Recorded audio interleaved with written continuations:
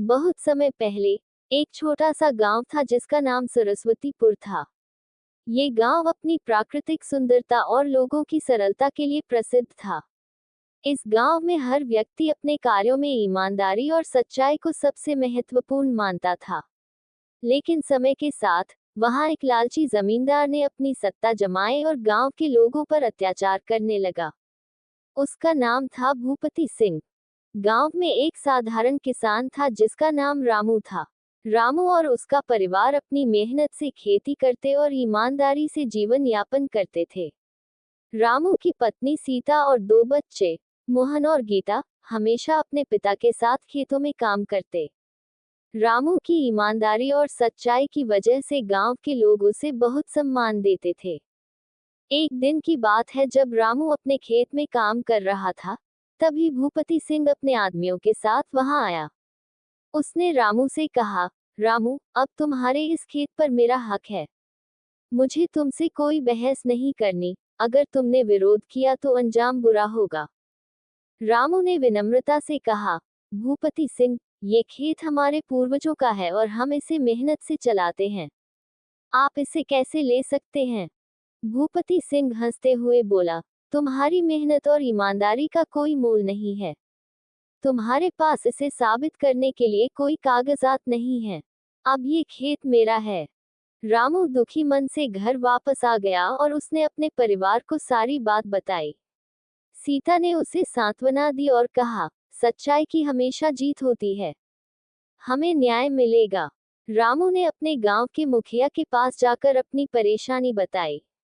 मुखिया ने कहा, रामू, हम सब जानते हैं कि यह खेत तुम्हारा है, लेकिन हमें इसे साबित करने के लिए कोई ठोस सबूत चाहिए।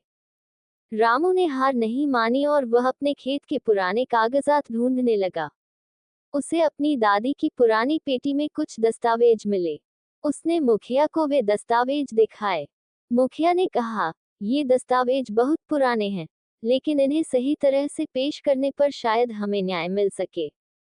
मुखिया ने गांव के लोगों की एक पंचायत बुलाई और भूपति सिंह को भी बुलाया। पंचायत में रामू ने अपने दस्तावेज पेश किए और भूपति सिंह ने अपनी दलीलें दी। पंचायत ने निर्णय लिया कि इस मामले को न्यायालय में ले जाया जाएगा। रामू ने न्यायालय में अपनी याचिका दायर की। भूपति सिंह ने अपने प्रभाव और धन का उपयोग कर रामू को परेशान करने की कोशिश की, लेकिन रामू की सच्चाई और ईमानदारी ने उसे मजबूत बनाए रखा। न्यायालय में कई महीनों तक सुनवाई चलती रही। भूपति सिंह ने अपने आदमियों को गवाह के रूप में पेश किया, लेकिन रामू ने सच्चाई का साथ नहीं छोड़ा। आखिरकार न्यायालय ने सभी साक्ष्यों और गवाहों की बात सुनकर फैसला सुनाया। न्यायाधीश ने कहा, रामू ने अपने खेत के पुराने दस्तावेज पेश किए हैं, जो साबित करते हैं कि यह खेत वास्तव में उनका है। भूपति सिंह ने अपने प्रभाव और शक्ति का दुरुपयोग कर रामू पर अत्याचार किया है।